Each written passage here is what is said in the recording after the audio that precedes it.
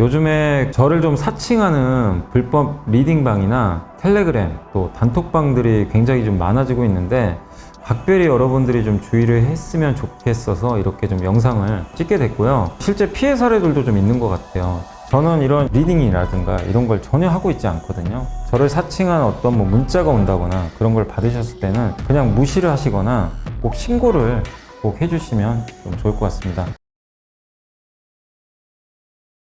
안녕하세요. 염승환 이사입니다. 자, 2024년 2월 6일 저는 이제 오후 4시 좀 넘어서 촬영을 하고 있습니다. 사실 오늘은 이제 보고서가 많진 않아요. 이제 그 이유가 뭐냐면 사실 오늘 저희 딸이 졸업식이어가지고 중학교 오전에 이제 거기 좀 갔다 오느라고 오늘은 이제 제가 그나마 이제 오후에 읽은 거 이제 그 중에 좀 중요한 것들만 추려봤고 기업 보고서는 이제 그 몇 개 추려는 놨는데 내일 좀 해드릴게요. 오늘 못한 건. 그래서 좀 시간 관계상 여기까지만 하도록 하겠습니다. 근데 오늘 좀 읽어본 보고서들 중에서는 저기 그 미래에셋증권의 김영건 연구원님 쓰신 보고서랑 저 흥국증권의 박종렬 연구원님 쓰신 보고서 굉장히 의미가 있거든요.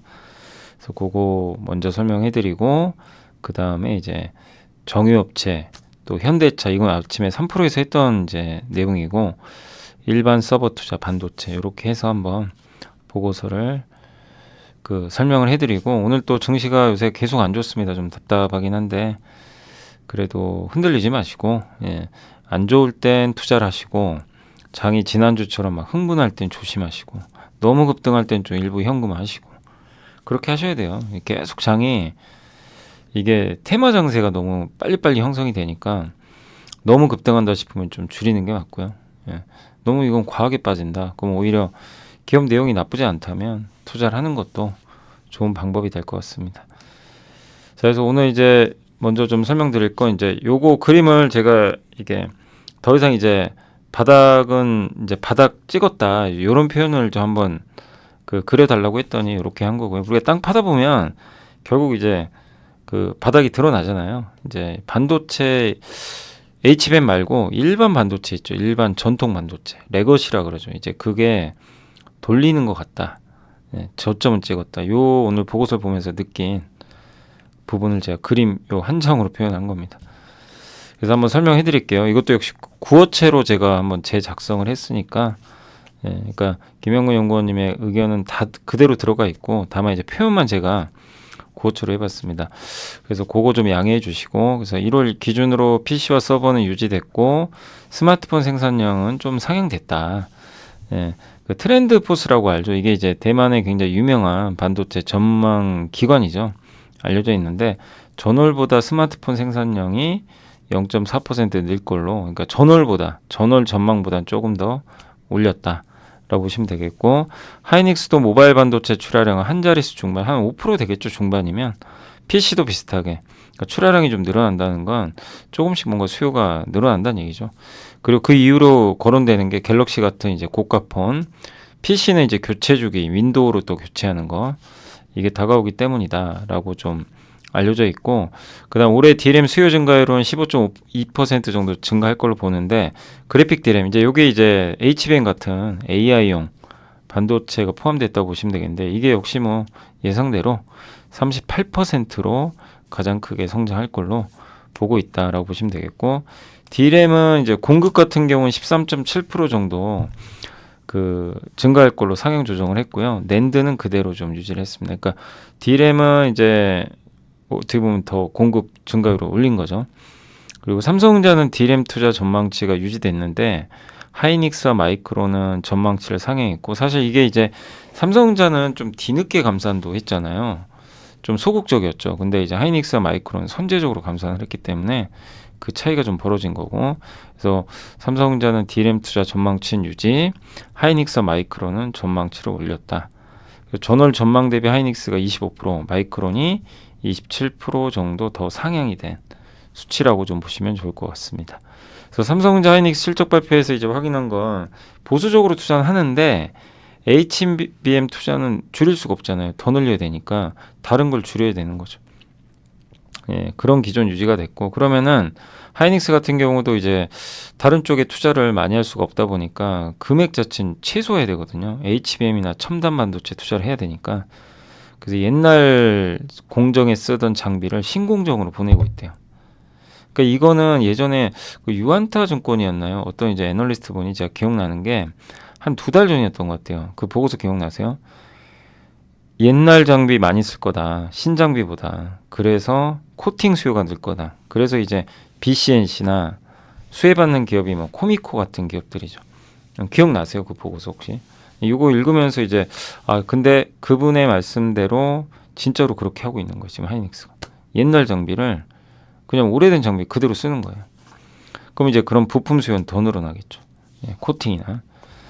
그래서 장비 구매는 최소화하는 움직임이 아직은 이어지는 것 같다. 예, 근데 이제 첨단 반도체 만드는 장비는 구매를 하겠죠. 그 웨이퍼 생산 능력은 D램 기준으로는 20% 정도 증가할 것 같고 전월 전망보다 D램은 5% 상향. 그러니까 이런 걸 보면 이렇게 생산 능력이 올라간다는 건 뭐예요? 업황이 나아지고 있다는 얘기예요. 안 나빠지면은 늘릴 리가 없죠. 예. 그리고 D램 기준 삼성전자가 601K, 그러니까 K는 1000단위죠. 그러니까 60만 장, 60만 1000장에서 62만 3000장으로 3.5% 상향됐고 하이닉스는 5.6% 정도 상향됐다. 그러니까 이런 것만 봐도 반도체 업황은 최악은 지나가고 있다. 그리고 수출도 지금 1월에 많이 증가한 거 아시죠? 예, 전월보단 감소했지만 전년 동월보단 52.8% 급증했고 3개월 연속 상승세입니다. 그래서 1분기에도 계속 이 수출액은 증가할 것 같다. 이 반도체 수출이 잘 돼야 코스피도 잘 되고 전체 이제 반도체 실적도 좋아지는 거죠. 그리고 경쟁사인 대만의 나냐가 1월 매출 발표했는데 역시 전월 1분기 1월이 좀 비수기예요. 약간 그러다 보니까 전월 대비로는 당연히 떨어져요. 12월보다. 근데 전년 동월 대비로는 35.9%. 그러니까 역시 경쟁사도 괜찮고 그다음에 AP 스마트폰의 두뇌 역할하는 반도체죠. 이거 설계하는 회사가 대만의 미디어텍이 있거든요. 이거는 3개월 연속 높은 성장세를 유지했어. 이런 이제 내용이고 전통의 서버 부품, 그러니까 AI 말고요. 지금 제일 문제가 전통 서버 회복 언제 되냐 이걸 많이들 얘기를 해요. 근데 전통 서버 부품 공급하는 업체가 에이스피드 대만에 있는데 1월 매출액이 64%나 급증했대요. 전월 대비로도 증가했어요. 그 이게 뭐죠? 예전 수준의 투자로 지금 돌아오고 있대요. 그러니까 23년 초부터 7개에서 8, 그러니까 7, 8개월 동안 투자를 이제 안 한 거예요. 휴직이 서버 투자를. 근데 그게 이제 막바지에 이르러서 일부 데이터 센터 회사들이 이제 부품 재고를 가져가는 거죠. 재고가 없는 거예요. 그러니까 미리 대비하는 거죠. 그러면 지금 데이터 센터 투자가 막 늘어난다기보다는 이제 임박한 거죠. 몇 달 후에는 데이터 센터 투자가 늘어날 수 있는 걸 미리 알려준 선행 지표죠. 그러니까 보면 아까 제가 처음에 땅 파고 이제 좋아하는 그 그림을 그린 것처럼 이제 전통 반도체마저도 돌아갈 때가 이제 다가오고 있다. 이런 이제 거라고 보시면 되겠습니다. 그래서 결론 내보면 전통 수요의 최소한의 전통은 지나간 것 같다. 네. 근데 물론 연초엔 좀 재고 조정을 해요. 비수기이기도 하고 그래서 산업용과 소비자용 부품 이쪽의 수요 약세가 좀 아직은 지속되지만 이제 얼마 안 남은 거죠. 그럼 투자 전략을 세워보자. AI와 데이터 센터 투자는 더욱 가속화될 것 같다. 그 다음에 수요 전망치 상향 조정 아직 제한적이지만 뭐 어쨌든 기존대로 올해 미미하긴 하더라도 스마트폰 3%, PC 3%, 서버 2%는 증가할 것 같아. 투자는 D램 위주로 좀 상향 조정되고 있다. 그리고 미세화 위주로 투자를 한다. 예. 옛날 공정보다는 여전히. 그렇지만 연말로 갈수록 신규 투자도 늘어날 것 같다. 그러니까 올해 연말로 갈수록은 이제 기존의 미세 공정 말고도 신규 투자가 늘어날 수도 있는 거죠. 그 시장 조사 기관의 전망치 보면 삼성과 하이닉스의 D램 가동률과 웨이퍼 생산 능력 전망치는 올라갔다. 또 데이터 센터 메모리 재고 제정도 2분기 전후에 막바지에 이를 것 같다. 아까 ASPD 말씀드렸죠. 이제 재고 비축을 좀 하려고 하는 거죠. 그 반도체 1월 수출 증가세 유지됐고 역성장 폭도 전반적으로 12월 기준으로 주요 국가들도 완화되고 있다. 역성장이. 그러니까 전동 반도체 수요 최저점은 지나간 거다. 이게 굉장히 의미가 있는 거죠. 예. 그래서 삼성전자를 그러기 때문에 최우선주로 제시한다 이거죠. 왜냐 AI는 하이닉스예요. 근데 전통 반도체 비중은 삼성이 높아요 지금. 그래서 삼성을 보자는 얘기입니다. 그 삼성전자 요새 막 아주 문매 맞고 있죠. 주가도 안 가고 하이닉스에 비해서 밀리고 막 이러니까. 그러나 작년에 아마 기억하시겠지만 김영건 연구원님이 하이닉스를 그렇게 부르짖었는데 정확히 맞추셨어요. 근데 올해는 바꿨어요. 삼성전자 쪽으로. 예. 왜 하이닉스 많이 올라가기도 했고. 그래서 또 D램의 전환 보완 투자 집행될 거고 또 HBM3도 격차가 줄일 것 같고. 예. 그래서 전반적인 대규모 투자가 이루어지면 업종 전반에 걸쳐서 좋겠지만 그건 좀 시간 걸려요. 그러니까 그거는 아마 올해 연말 정도로 보는 것 같고 지금처럼 D램 공정 미세화해지면 주성 엔지니어링 같은 이런 쪽 어제 유진테크가 한 방 맞았죠. 근데 유진테크도 어제 회사 이제 그 공시가 나왔더라고요. 그러니까 뭐냐면 아직 소장을 받은 게 없대요. 그 고쿠사이라는 이제 일본 기업이 했는데 소송을 걸었는데 아직 받은 게 없다고 합니다. 그러니까 아마 특허 소송 일부 건 것 같은데 뭐 로열티를 좀 달라고 했을 가능성이 높아요. 근데 특허라는 거 그 소송 걸리면 또 몇 년 걸리고요. 그러니까 너무 그거 그리고 그 자체 비중도 전체 매출에 차지하는 게 그렇게 크진 않다고 합니다. 그러니까 일단 좀 지켜보시고 유진테크도 너무 우려할 필요는 없지 않나 싶고요. 예. 그 결론 나기까지도 너무 시간이 오래 걸려요. 근데 아무튼 이제 이런 미세 공정 위주면 주성과 유진테크가 사실 수혜주예요. 예. 둘이 그쪽에 있어서는 좀 수혜를 받는 그런 구조인데, 근데 저는 이제 이걸 읽어봤을 때 여기서 끝나는 문제가 아니고 전통 반도체가 좋아진다는 건 기존의 소재 업체도 좋아지는 거예요. 그죠, 소재. 그래서 한솔케미칼, 뭐 ENF 테크놀로지, TEMC 이런 기업들도 결국엔 돌아설 것 같고 업황 자체는. 그 다음에 부품주 있죠. 뭐 식강용 부품이라든가 아까 이제 보셨죠. 옛날 장비를 계속 써요. 그럼 마모가 많이 되겠죠. 그럼 BCNC나 월덱스나 또 뭐가 있죠? 그 회사 중에 원익QNC 뭐 이런 기업들 또 코팅하는 코미코 이런 기업들이 그냥 이제 떠오르는 거예요. 그냥 이게 꼭 정답입니다가 아니라 이런 트렌드라면 그런 기업들도 좀 수혜가 예상되지 않을까라고 보고 있고, 근데 이 김영건 연구원님 이번에 탐방 갔다 오셨나 봐요. 근데 많은 기업들 탐방했는데 그 중에 하나만 제가 좀 오늘 소개해 드릴게요. 칩셋 미디어 아시죠? 이거는 이제 우리가 많이 공부했던 기업인데 이런 느낌이에요. 반도체 설계 자산이 있어야 반도체를 만들 수가 있죠. 지금 서로 달라는 거예요. 칩셋 미디어한테 구애를 하는 거죠. 그냥 예를 들어본 거예요. 이 IP를 달라 이거죠. 나 반도체 만들어야 되니까. 약간 이런 느낌입니다.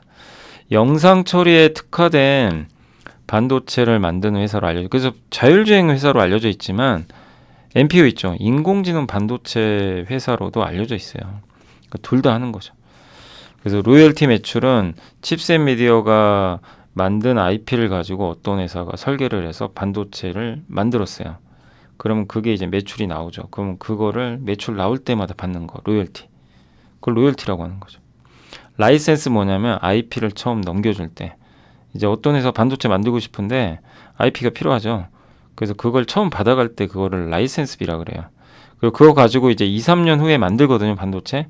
그래서 반도체 만들어서 매출이 나와요. 그러면 이제 그때마다 로열티 받아요. 되게 좋은 구조죠. 그래서 영국의 암이라는 회사가 손정희 회장이 인수해가지고 대박 났었죠, 예전에. 상장까지 했는데 그 회사가 하는 게 요거죠, IP. 근데 칩셋 미디어가 이제 그런 류의 기업이고, 우리나라에서 이제 요거 말고 오픈 엣지, 퀄리타스 반도체가 이제 요거랑 이제 비슷한 IP 사업을 하고 있습니다.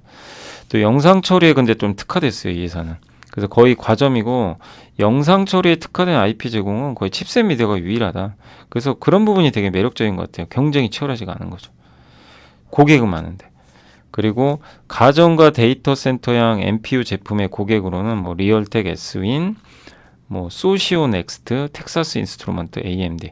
근데 여기 텍사스 인스트루먼트로 그렇게 요즘에 좀 그 업황이 좋진 않죠. 근데 어쨌든 이런 고객사들이 있고 그러다 보니까 이제 칩셋 미디어 최근에 좀 주가가 좀 빠지는 흐름이 나왔었고, 차량용 이제 비디오, 동영상 재생할 때 필요한 코덱은 현대 포티두-이라는 이제 자율주행 회사가 있고, 텔랩칩스, 넥스트 이 기업들이 설계하거든요.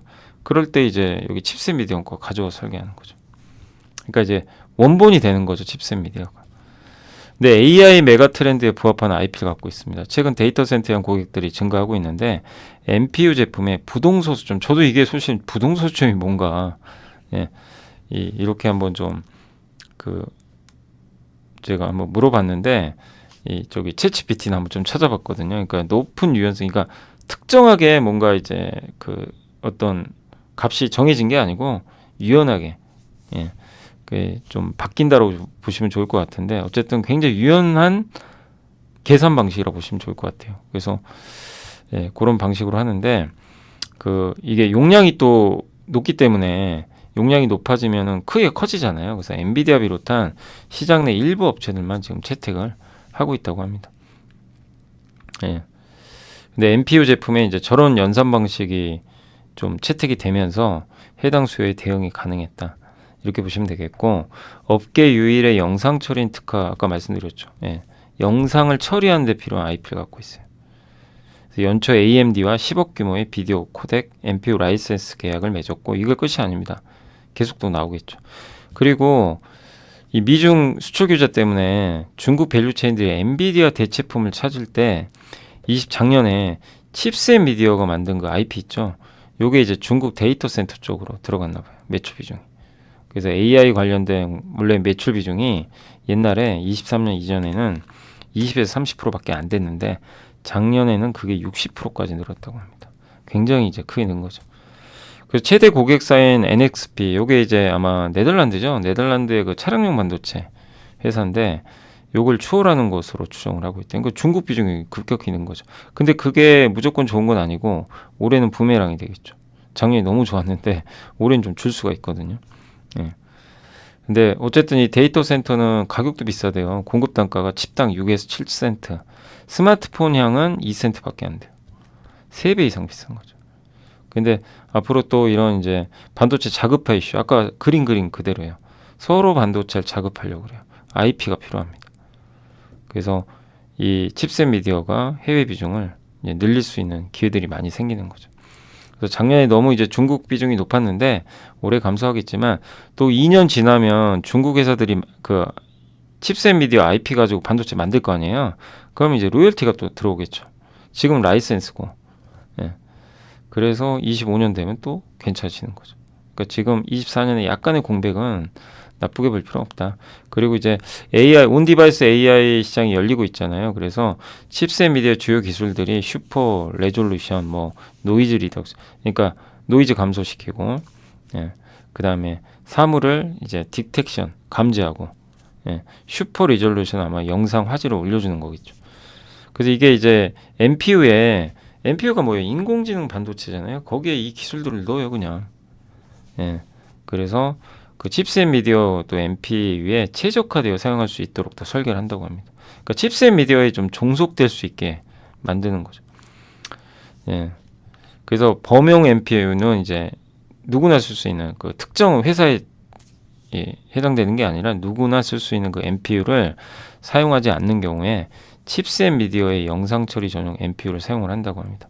그래서 범용 대비해서는 알고리즘이 훨씬 더 많고, 그래서 이 알고리즘에 따라서 이 차이에 의해서 제품 교체가 좀 이루어진다고 하는데, 그래서 좀 경쟁력이 좀 뛰어나다. 근데 저도 이거 읽으면서 이게 정확하게는 모르겠어요. 이거는 한번 회사에 물어보세요.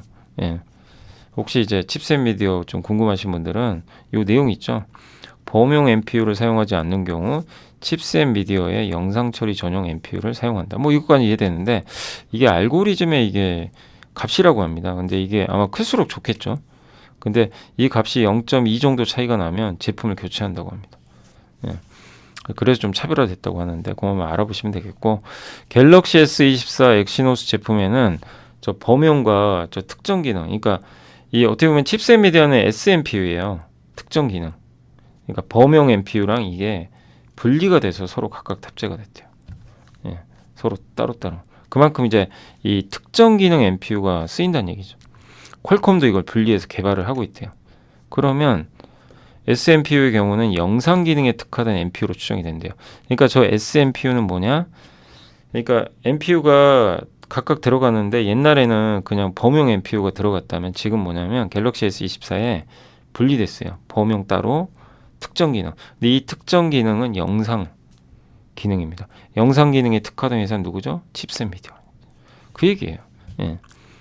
그래서 만약에 칩셋 메디어 제품의 시장 평가가 근데 굉장히 앞으로 잘 나온다면 온 디바이스 시장이 열릴 때 또 수혜도 가능하다.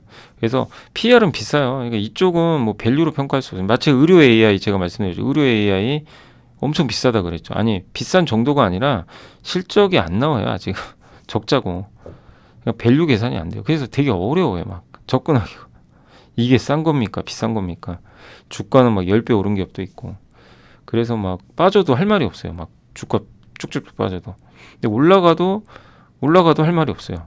밸류 자체로 보는 게 아니니까 성장 나오면서. 그래서 되게 좀 어렵죠. 그래서 이제 그런 기업들 같은 경우는 주가가 안 좋을 때 반드시 투자하셔야 됩니다. 투자할 거면. 예. 오를 때 제발 하지 마세요. 그러니까 이것도 똑같아요. 칩셋 미디어도 최근에 조정받았잖아요. 그러니까 조정받을 때를 분할로 접근하셔야지 오를 때 투자하면은 답이 안 나오죠. 예. 왜? PER이 50배니까. 근데 아까 말씀드린 영국의 암이라는 회사는 400배. 그러니까 이게 밸류 계산으로는 아예 접근 자체가 안 됩니다. 그러니까 너무 밸류 보지 마세요. 이쪽 섹터 자체는. 단 이제 중요한 게 경쟁력이 있어야 돼요. 이 회사 걸 쓸 수 있느냐. 얘네가 하는 사업 자체가 성장하느냐. 산업이. 근데 아까 이렇게 그림 보여드린 대로 요런 느낌이에요 지금. 앞으로 온디바이스 AI 시장 더 열릴 텐데 영상이 중요해지고. 그래서 그런 면에선 저는 괜찮다라고는 좀 보고 있습니다. 그래서 한번 내년까지 보는 그림으로 칩셋 미디어 한번 보시면 좋지 않을까. 그래서 급락을 두려워하지 마시고 급락을 기회로 활용하시고 오를 때는 오히려 절대 접근하지 마시고 그렇게 하셔야 될 것 같습니다. 자, 그리고 이제 흥국증권의 박종렬 연구원님이 물 들어올 때 노져오라 지배구조 얘기입니다. 일본처럼 한국도 기업 밸류 프로그램 마련된 소식에 관심이 집중되고 있죠. 그래서 우리나라 이제 가치주들 재평가 가능성 충분하고 이제 남은 건 오너와 전문 경영진이 뭘 해줘야 됩니다. 그 얘기도 좀 이따가 할 예정이고 정부와 기업 투자들의 일치되고 부단한 노력을 통해서 이제 코리아 디스카운트가 해소될 수도 있다. 그리고 과거에 가치주가 최근 주식시장에서 재평가받은 대표적인 사례가 포스코인터랑 SK네트워크스. 포스코인터 작년에 뭐 신사업 하면서 주가 엄청 올랐죠. 주주하는 면에서 역시 메리츠 금융지주가 그냥 탑이죠, 탑. 예. 그리고 지주사들 가치 평가할 때 요소가 신성장 동력 있냐, 주주환원 늘리고 있냐, 히든밸류, 비상장 회사 중에 뭐 어떤 상장 가능한 회사나 자회사 중에 유명한 기업이 있냐, 또 연결 자회사들 실적 괜찮냐 이런 것들로 평가를 하는데, 근데 이럴 때마다 나오는 것 중에 하나가 이제 주주환원. 지배구조인데, 근데 훌륭한 지배구조와 그렇지 않은 지배구조, 그러니까 지배구조는 뭐냐면 이 위에 경영진들 있죠. 뭐 이사회나 아니면 오너가 이 어떻게 자본 배분을 하냐 이거예요. 자본을 갖고 있잖아요. 이 자본을 주주한테 많이 돌려주는지, 신사업을 통해서 사업을 확장시켜서 돈을 많이 벌어서 기업 가치 올려주는지, 그냥 아무것도 안 하는지, 예. 그리고 대주주 혼자만 지금 독식하려고 하는 건지, 이런 게 지배구조예요. 훌륭한 지배구조는 뭐죠? 이런 성과를 투명하게 공개를 하고 배분도 투명하게 해주는 거예요. 잘 나눠주는 포용적인 거죠. 예, 어떻게 보면 기업의 결실을 대주주와 특수관계인이 독점. 이거는 약간은 포용적인 게 아니죠. 예, 독점적으로 하는 거죠. 예, 이런 구조는 시장에서 환영받지 못합니다. 우리 과거 역사를 봐도 나라들을 보세요. 포용적인 정책이나 포용적인 어떤 정치를 채택한 국가들, 주로 서구 선진국이죠. 우리나라도 포용적이잖아요. 그죠? 우리나라도 민주주의고 자본주의를 채택했고 어쨌든 그래서 세계적인 국가가 된 거죠, 사실. 근데 다른 뭐 미국이나 유럽 나라, 유럽을 봐도 포용적인 거죠. 예. 근데 이제 착취하고, 예. 독재하고, 특히 중국이 지금 대표적이잖아요. 예. 그러니까 지금 중국에서 돈들이 엄청 빠져나와. 지금 주가 지수만 봐도 우리가 알 수 있는 거잖아요. 예. 중국 경기가 지금 상당히 안 좋은 것도. 근데 어쨌든 그건 이제 정치적인 이슈지만 이 지배구조도 마찬가지라는 얘기예요. 이거를 과실을 다 같이 따먹어야 되는데 특정 명명이 따먹으면 그 회사 안 된다는 겁니다. 환영 못 받아요. 근데 이제 정부가 압박하겠다는 거고, 자본시장과 관련해서 공매도 관련 제도 개선부터 10개의 정책 과제를 정부가 발표했는데 각종 부조리가 상당 부분 퇴치될 수 있지 않을까. 예. 저도 그러니까 이번 기회에 이런 부조리가 다 없어졌으면 좋겠어요. 그래서 382조 3항 이사의 직무는 그 회사를 회사의 이익만이 아니고 주주의 이익까지 포함을 해서 충실히 해야 된다. 이렇게 좀 제발 바꿨으면 좋겠습니다. 그리고 이번에 이제 기업 밸류 프로그램은 저평가돼 있던 가치주 대부분에 재평가의 계기로 작용할 거다. 그래서 정말 중요한 이슈예요. 진짜 이거는 우리나라가 앞으로 3천 가느냐, 3천, 4천, 5천 이렇게 갈 수 있는 기반이 되느냐, 아니면 앞으로도 계속 2천에 머무느냐, 답답하게 이걸 결정짓는 정말 중요한 이벤트고, 이게 1, 2년에 끝날 문제 아니잖아요. 이거 한다고 당장 뭐 어떻게 2배, 3배 가는 게 아니고요. 이런 프로그램 만들어서 장기적으로 이끌어 가야 돼요. 그러면 진짜 바뀝니다. 미국처럼 되는 거예요. 그러면 주식 투자로 장기 투자해서 부자들이 정말 미국처럼 많이 나올 수가 있어요.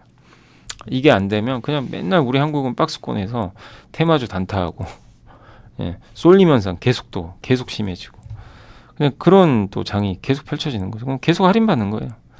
그 피해는 누가 봅니까? 개인 투자자들이 보는 거죠. 그러니까 저는 꼭 바뀌길 바라고, 우리나라 보면 이제 지배주주인 총수가 이 문제점을 나타낸 거예요. 그 직접 보유한 지분율은 3.6%인데 그걸 통해서 내부 회사들을 지배하고 있어요. 그게 61.2%래요. 내부 지분율이 17배나 되는 지배가 있는 거죠. 그러니까 계열사 출자 등 활용해 가지고 기업 집단 전체를 지배하는 그런 구조죠. 사실 지금 정의선 회장만 봐도 그렇잖아요. 현대모비스가 중심인데 0.2%밖에 안 돼요. 그래도 이제 정의선 회장은 좀 열린 분이라 주주 환원을 해주죠. 그런 건 좋은데 현대차의 지배 구조가 정상은 아니잖아요. 누가 봐도 그죠? 순환 출자고 사실 그거 끊어야 되거든요. 엄밀히 말하면. 그래서 적절하게 지분을 가져가야 되고 그런 구조인데, 근데 우리나라 이제 많은 기업들이 사실 그런 경우들이 되게 많았던 거죠. 계열사 출자 등을 활용해서 기업 집단 이제 전체, 옛날에 롯데그룹 그랬잖아요. 롯데그룹 기억나시죠? 몇 년 전에 아주 그냥 지배 구조가 너무 복잡해가지고 뭐 어떻게 이게 이 해석도 안 됐어요. 지금은 좀 많이 단순화 시켰지만, 그러니까 대주주의 소유 지분율이 줄면 그만큼 지배율도 떨어져야 되는데 계열회사 지분율만 유지되면 내가 대주주 지분율이 떨어져도 상관이 없어요. 통제할 수가 있어요. 그건 아니라는 거죠. 그러니까 이제 지배주주와 비지배주주, 소액주주 간에 마찰이 생기죠. 그 M&A 할 때 기억나시죠? M&A 할 때 옛날에 한샘 기억나시죠? 한샘은 이 일반 개인 주주에 비해서 50%더 비싸게 M&A 해서 지분을 팔았고 소액주주 아무것도 할 수가 없어요. 근데 법이 바뀌면 382조 3항으로 그 아까 제가 주주의 이익을 이것만 넣어주면요 절대 그렇게 할 수가 없어요. 소액주주도 같이 프리미엄을 받게 됩니다. 그래서 그 얘기를 해드리는 거예요. 그런 일들이 이제 없어지는 거죠. 그래서 이 모든 것들이 결국 우리나라 코리아 디스카운트의 요소라 그랬고, 윤석열 대통령이 얘기했잖아요. 코리아 디스카운트 해소하겠다. 그러면 상법 바꿔야죠. 상법 개정해야 됩니다. 382조 3항 상법. 자, 그래서 지배구조 핵심은 뭐냐? 최대 주주의 경영자 인식이 지분에 비례해서 이 기업 성과를 정확히 잘 분배하려는 의지가 있느냐, 이러면은 된다 이거죠. 그래서 각계각층의 노력에 변하지 않는 기업은 투자자들이 행동으로 보여달라는 거죠. 투자자들이 그 선의의 주주, 그렇다고 폭력 행사하면 안 되고 선의의 주주 행동을 해서 변화를 시도시켜야 된다. 그래서 기관 투자들의 역할, 작년에 그 온라인도 그렇고 기관 투자들이 막 이렇게 예전에, 지금은 좀 사람들이 관심 없어요. SBS도 기억나세요? 거기 온라인 파트너스에서 한번 공격을 했었죠. 작년 SM도 그랬고. 네, 아무튼 이제 기관 투자들의 역할도 중요하고, 그래서 이 기본 보고서에 이제 내용은 다 요약했고요. 그래서 탑픽 뭐냐? 결론은 삼성물산, HD현대, 동원산업, 현대GF홀딩스고 다 아시는 기업들이죠. 근데 현대GF는 좀 생소하죠. 그래서 요것만 보고서를 따로 한번 말씀드리면, 목표주가 올렸고요.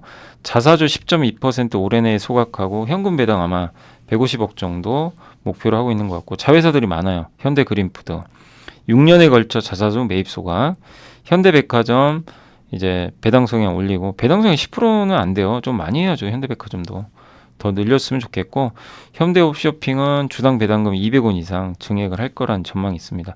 현대GF홀딩스가 굉장히 저평가된 회사인 게 왜냐하면 이 부동산이 많아요. 시가 기준 4,400억. 여기 금강 쇼핑센터, 구상가, 주구 1, 2동 빌딩, 현대 빌딩, 바란사호, 호남 강조 이런데 빌딩들이 있거든요. 그래서 이런 이제 시세 기준으로 하면 한 4,400억 정도. 예. 이렇게 좀 가치가 있다고 합니다. 그래서 굉장히 지금 많은 가치를 갖고 있는 거죠. 시총에 비해서 굉장히 큰 거죠. 어떻게 보면. 현대 GF홀딩스는 순수 지주사고요. 자회사 통한 배당금도 꾸준히 받고 굉장히 안정적이에요. 사업 구조가. 예. 그래서 영업이익 300억 정도를 꾸준히 벌고 있고, 그러니까 주주 환원할 수 있는 여력이 많은 회사죠. 그래서 PBR 0.3배밖에 안 되고요. ROE는 7.3이니까 좀 더 올려야 되고, 배당 수익률만 올해 50% 아닙니다. 5% 잘못 썼습니다. 올해 배당 수익률 한 5% 정도. 그래서 이번 2월에 뭔가 주주 환원 정책 나온다고 하니까 기대해 볼 만한 기업이라고 보여집니다. 자, 그리고 이제 견조한 PX 수익성, 이건 뭐냐? 정유회사들이 PX라고, 폴리에스터 있죠, 우리 옷. 그거 만드는 원료가 PTA고요. PTA 원료가 PX입니다. 그래서 이건 정유사가예요. PTA는 보통 석유화, 그 다음에 이제 옷을 만들죠. 예, 그래서 PX가 이제 그 원료 단인데, PX 증설이 마무리되면서 아마 앞으로 공급이 좀 줄 것 같아요. 전기보수도 들어가고. 이건 정유사한테 좋다는 얘기예요. 네. 근데 장기적으로는 안 좋아요. 왜냐하면 장기적으로 중국이 우리나라에서 이제 PX 수입하는 걸 줄인대. 계속 줄이고 자급하는 거고, 증설도 있다고 합니다. 그러니까 중장기적으로는 좋은 게 아닌데, 일단 올해만 보면 나쁘지 않다는 거죠. 증설이 줄어드니까. 그러니까 올해만 봤을 땐 정유한테 좋고요. 정유조 장기 투자할 거 아니잖아요. 그래서 이런 걸 왜 보여드리냐, 어제도 그렇고, 정유업체들을 어쨌든 단기적으로는 트레이딩 관점에서 저는 괜찮다. 근데 사실 GS가 좀 많이 올랐으니까 이제 SOL이 좀 관심이 있는 거죠. 근데 SOL은 배당 여력이 그렇게 많지는 않을 거예요. 왜냐하면 투자가 많아서. 그래서 주주 환원보다는, 원래 배당도 줘요, 주는데, 아무튼 이런 이제 업황 개선과 관련된 트레이딩 관점으로 보시면 좀 좋을 것 같습니다. 그래서 이게 복합 정제 마진 올라오고 휘말유도 올라오고 있고요. 예. 자, 현대차 IPO가 몰골파고, 이건 이제 아침에 3프로에서 얘기했던 건데, IPO를 현대가 인도 공장을, 인도 판매 이렇게 늘고 있거든요. 자, 그래서 인도 공장은 굉장히 오래된 공장이고 연간 110만 대, 그 다음에 앞으로 4.2조 투자해야 되는데, 그럼 가치가 얼마 정도 되냐면 우리 돈으로 최대 37조 나온대요. 현대차 시총 50조니까 어마어마한 거죠. 상장은 9월에서 11월로 얘기가 나오고 있고요. 아마 인도 1위 자동차 회사가 스즈키, 여기가 한 53조 정도 되니까 PER이 25배고 2위가 18배. 그러니까 우리나라랑 비교가 안 될 정도로 밸류가 높고, 인도 공장은 실적 어떠냐 봤더니 23년에 78만 대를 팔았대요. 그래서 꽤 수출 비중도 높은 편이고, 예. 주가에 긍정적인가? 당연히 긍정적이죠. 하면 돈 들어오잖아요. 최대 7조 원 유입될 수 있어요. 4조에서 한 7조. 이 중에 20-30%만 매입수 자사주 주주 환원해도 좋죠. 지금 이제 주주들이 이걸 기대하고 있는 것 같아요. 예. 그래서 그동안 기아보다 현금 여력이 낮아서 주주 환원 여력이 조금 우려가 있었는데, 이거 해소할 수 있고, 중복 상장 논란도 없겠죠. 해외 상장이니까. 그리고 제일 중요한 건, 이 상장을 하게 되면 반드시 주주한테 돌려줘야 돼요. 안 돌려주면 주가가 급락할 수도 있습니다. 실망하겠죠. 그러니까 중요한 건 주주한테 진짜 돌려줄지. 아마 올해 5월, 6월에 CEO 인베스터 데이를 하니까 그런 데서 얘기들이 좀 나오면 또 좋을 것 같고, 아무튼 현대차가 그동안 수익성 나오기 어려운 미래 사업에만 투자하다 보니까 자기 자본 이익률이 낮았는데, 이게 성공을 한다면 또 하나의 선순환 구조를 그릴 거란 내용이고, 그럼 기아도 할 수 있다는 얘기죠. 기아도 공장이 있거든요. 그래서 4년 만에 5위가 된 공장이 있고 증설도 해야 되니까 아마 기아도 할 가능성도 있다 보고 있고, 부품사들은 그러면 인도 비중이 높은 회사 화신, 서현이와 SL이 좀 수혜를 받지 않겠냐, 이런 내용이니까 한번 참고하시고, 마지막으로 주요 클라우드 업체들의 연간 자본 제출, 그러니까 서버 투자가 늘어야 되는데, 아까 이 미래세 김영권 연구원님이 이제 보고서 보여드린 대로 서버도 얼마나 안 남은 것 같아요. 이제 뭔가 바닥 짚고 돌리는데, 서버 부품 회사가 재고를 지금 쌓고 있죠. 그럼 이제 한 3분기부터는 돌아설 수도 있어요. 빠르면 2분기. 얼마 안 남았는데, 어쨌든 일반 서버 투자 언제 좋아질까, 이제 요 내용이고요. 어쨌든 주요 클라우드 회사들이 투자를 해야만 당연히 서버 투자가 들어가는 거죠. 근데 AI 투자는 굉장히 공격적인데, 그럼에도 불구하고 자본 전체 지출이 안 늘었어요. 증가하지 못했어요. 근데 아마존이 왜 지출이 감소했냐면 데이터 센터 늘었는데 풀필먼트, 배송, 운송 이런 쪽에 투자에 줄면서 그랬다고 보시면 돼요. 그러니까 AI나 인프라 투자는 줄지 않았다는 거예요. 올해도 늘어나고 엔비디아 신제품은 또 올해 본격적으로 출하될 거고, 그래서 HBM에 대해서는 걱정할 필요가 없고요. 다만 일반 서버 언제 투자할 거냐, AMD랑 인텔 모두 계절성 요인으로 데이터 센터 부분 부진한 전망을 제시했는데 니어라인은 저도 이게 뭔지 모르겠더라고요. 아무리 검색을 해봐도 이건 한번 더 확인을 해보도록 하겠습니다. 아무튼 니어는 이제 가까운 쪽이잖아요. 그래서 니어라인 부분의 매출이 저점을 지나고 있고요. 2월부터 출하가 시작되는 이거 에메랄드 래피즈, 요게 이제 인텔의 새로운 CPU인데 요 신제품 효과, 가장 먼저 AI 부분 투자를 시작한 마이크로소프트 효율의 작업, 이런 것들이 마무리된 거 고려하면 이분은 이제 1분기 저점으로 2분기부터 돌아선다는 얘기예요. 그러니까 얼추 비슷해요. 그러니까 늦어도 저는 3분기 같고 빠르면 이제 2분기에 일반 서버. 그럼 이거 대비해야죠. 그러면 삼성한테 좋은 그림이에요. 유추가 되시죠. 그래서 이렇게 해서 오늘 정리를 해드리고, 주요 이제 이 클라우드 업체들의 연간 설비 투자인데 좀 크게 늘진 않았죠. 증가율은 이렇게 늘어나고 있다고 합니다. 전체 규모는 이렇게 약간 정체되어 있는 것 같고요. 자, 그리고 좀 이제 분기별 설비 투자 요건데 늘어나고 있습니다. 예. 근데 일반 서버가 이제 언제쯤 늘어나느냐, 그게 좀 관건이 될 것 같습니다. 자, 오늘은 이제 제가 실적 추정치는 아직 이제 기업은 제가 내일 한번 해드리고, 어제 내부자 매수는 LG생활건강이 있었고요. LG생활건강도 더 나쁠 게 있을까요, 사실? 워낙 빠져가지고. 근데 오늘 중국 증시가 급등했거든요. 중국이 아마 소비 주들이 좀 많이 오른 것 같은데, 아무튼 LG생활건강도 최근에 이정희 대표가 3억 원 샀고, 2차전지 장비 회사인 엠플러스는 여기 최용섭 이사람 분이 5억이나 샀습니다. 삼성 엔지니어링은 여기 부사장님이 4,100만 원. 인텔리안테크는 되게 독특한 게 이사부터 부사장까지 11명이요. 예, 5만 5천 원대에 다 합쳐서 1억 4,400만 원 썼어요. 제가 계산해 봤거든요. 한 2천만 원씩 산 것 같더라고요. 2천인가? 2천만 원인가 1천만 원인가 아무튼 11분이 1천만 원이겠죠, 보통. 예, 단위로 보면 1억이니까. 그러니까 아무튼 11명이 사서 합쳤더니 1억 4천 정도 됐다.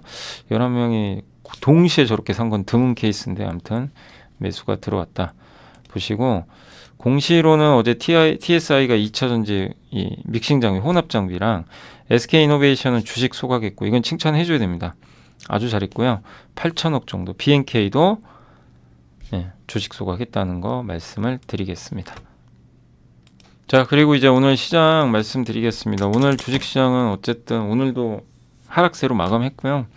코스피가 많이 오른 다음에 참 이건 못 넘어갑니다. 정말 저거 넘겼으면 좋겠는데 정말 좀 못 넘어가고, 코스닥은 힘들어요. 아직은 이거 넘기는 어렵고, 다만 이제 코스닥은 바닥은 다지고 있어요. 그래서 어느 정도 저점은 좀 형성돼 간다, 이렇게 보시면 되겠고, 오늘 일단 이제 외국인이 여전히 많이 샀고 기관이 판 건 조금 아쉽습니다. 섹터로는 오늘 HBM, 오늘은 반도체의 날이었어요. 요 며칠 안 좋아서 좀 고생하셨는데, 반도체는 아무튼 급락할 때 투자하셔야 돼요. 아시죠? 급등할 때 가만히 계시고. 그래서 오늘 같은 날 사면 안 되죠 또. 근데 오늘은 이오테크닉스가, KC텍, 요 기업들의 주가가 좋았고, 제우스만 좀 빠진 것 같아요. 온디바이스 AI도 다시 오늘 하루 만에 급등해서, 어제 안 좋았죠. 근데 오늘은 다들 이렇게 좀 살아나는 모습이 나왔습니다. 오늘 삼성전기도 좀 올랐네요. 2차 전지는 전고체 배터리 기업들의 주가가 좀 좋았고, 전체적으로는 좋지는 않았고요. 낸드 쪽도 오늘 좀 괜찮은 모습. 특히 유진테크가 어제 안 좋았는데 하루 만에 다시 급반등했고, CXL 관련주도 오늘 좀 좋았던 것 같습니다. 그래서 시스템 반도체 전체적으로 다 괜찮았고요. 항공주도 아시아나항공이 오늘은 좀 좋은 분위기. 반도체 장비, 그리고 미용 의료기기 쪽도 오늘은 하이로닉이란 기업이 좀 오르면서 주가가 좋았는데, 뭐 전체가 다 오른 건 아닙니다. 원텍은 오히려 좀 안 좋았고요. 윈텍은 그리고 바이오시밀러 오늘 좀 반등했고, 셀트리온 좀 일부 올라갔고요. 보령이 좀 많이 올랐고요. 그리고 카지노 회사 중에서는 오늘 오랜만에 진짜 강원랜드도 어쨌든 이제 원래 배당 좀 잘 주기로 유명한 기업인데 오늘 특별한 뉴스는 없지만 아무튼 주주환원 기대감 아닐까요? 그래서 좀 올랐던 것 같고요. 엔터주들도 모처럼 좀 반등은 했습니다. CJENM. 다만 아직까지 YG나 JYP는 여전히 좀 답답하네요. SM도 언제쯤 살아날까요? 주가는 이제 굉장히 매력적인 가격은 맞는데 뭔가 이제 모멘텀이 없다 보니까 좀 부진하고, 보톡스 쪽은 오늘 파마리서치가 조금 오늘 좀 올랐던 것 같습니다. 비만 치료제 일부 올랐고요. 2차 전지도 일부 기업들이 좀 올랐죠. 오늘 보니까 요새 엔캠이 난리가 아니에요. 엔캠, 그러니까 전해의 시대예요. 지금 엔캠, 덕산테코피아, 솔브레인홀딩스, 동학이요. 그죠? 그러니까 작년에 양극재였죠. 근데 올해는 일단 이쪽입니다. 그리고 저는 올해 하반기에는 아마 분리막이 아닐까. 저 개인적으로. 지금은 아니고요. 시간 좀 걸리고. 왜냐면 공장 짓는다는 얘기가 나와야 돼요. 일단은 지금 분위기는 2차 전지도 완전히 서로 갈리고 있습니다. 전액은 왜 그런지 아시죠? 예, 미국의 정책 때문에 전액 같은 경우 중국 거 쓰면 안 되거든요. 그리고 2차 전지도 그래서 굉장히 차별화가, 그러니까 작년 주인공은 에코프로인데 에코프로는 요새 완전히 힘이 전혀 없어요. 사람들 관심도 많이 떨어졌고, 그래서 에코프로는 좀 어려운 상황이 아직까지는 이어지는 것 같습니다. 나머지는 좀 안 좋았고, 자동차는 오늘 기아랑 현대모비스가 별 이유는 없는데 급락을 해버렸고, 현대차는 잘 버텼고요. 만도는 실적이 안 좋습니다. 좀 쇼크가 나왔고요. 2차 전지 셀도 오늘 이노베이션, 아니 실적 발표했거든요. 소각은 좋은데 본업에서 좀 시간이 걸린다고 하니까 또 주가 또 빠졌던 것 같아요. 그건 좀 아쉽고, LPG 관련주는 어제는 좋았는데 오늘은 다시 주가 좀 빠졌습니다. 정유주도 좀 일부 조정은 나왔고, 그다음 초전도체 빠졌고요. 웹툰주, 뭐 니켈 관련주, 인터넷 대표주들 여전히 좀 좋진 않습니다. 네이버도 그 정도 어제 빠질 건 아닌 것 같은데 아무튼 어제 좀 빠졌고요. 철강주도 좀 안 좋았고, 의료 AI는 그 루닛이 좀 시장이 우려하는 게, 아니 본업을 열심히 하면 되는데 무슨 인터넷 은행 한다 그래가지고 저도 그건 좀 잘 모르겠어요. 인터넷 전문 은행 왜 굳이 진출하는지, 왜 하는 거죠? 아니 여기 집중해도 좀 모자랄 판에 왜 그런지는 잘 모르겠어요. 뭐 이제 앞으로 얘기하겠죠. 예, 할 텐데 아무튼 이제 그렇다고 이 회사가 돈을 많이 버는 기업은 아니잖아요. 그런 건 조금 일부 좀 아쉬운 감이 드는 모습입니다. 그래서 오늘 좀 이 전체적으로 의료 AI가 물론 아침보다는 좀 낙폭은 줄였는데 본업에 대한 부분이 아니라 다른 쪽 사업이 있다 보니까 좀 오히려 주가는 안 좋았던 것 같고, 풍력, 게임, 뭐 네옴시티 다 좋지는 않았던 것 같습니다. 오늘 다 부진한 기업들이 많았어요. 하이닉스 좋았고, 자동차 안 좋았고, 배당 많이 주는 메리츠, 아니 자사주 소각 많이 하는 메리츠 좀 빠졌고요. 그다음에 SK 스퀘어는 요즘에 좋고요. 아모레가 오랜만에 올랐어요. 한미반도체, HBM 좋았고, AI가 좋았죠 오늘은. 그리고 LNF는 오히려 급락하고, SK 아이테크놀로지도 분리막은 여전히 좀 어려운 상황이고, 현대건설은 오늘 4%나 급락을 했습니다. 강원랜드는 오히려 오늘은 조금 살아나는 그런 모습이 좀 나왔던 것 같습니다. 그리고 여기 이제 코스닥은 전해가 AI 반도체가 급등했어요. 거의 그랬고, 나머지 쪽은 오늘 루닛, 의료 AI, 에코프로, 자동차 부품, 이쪽은 소프트웨어 쪽은 또 빠졌고, 소프트웨어도. 그래서 차별화되는 모습이 나왔던 것 같습니다. 자, 여기까지 좀 말씀드리고 이제 5시가 다 돼서 방송은 이제 여기서 마무리하도록 하겠고요. 아무튼 오늘 고생하셨고, 오늘은 제가 다는 못 해드렸고 남은 건 좀 내일 좀 또 전달해 드리도록 하겠습니다. 자, 또 요즘에 매일 힘들지만 오늘 반도체 주가 움직임처럼 안 좋을 때 투자를 하세요. 그걸 말씀드리고 싶고, 오늘처럼 오를 땐 하지 마시고 그걸 계속 습관하셔야 될 것 같아요. 지금 시장 자체가 그래요. 자, 아무튼 오늘 고생하셨고, 저는 또 내일은 이제 라이브 있으니까 오전에 또 찾아뵙겠습니다. 감사합니다.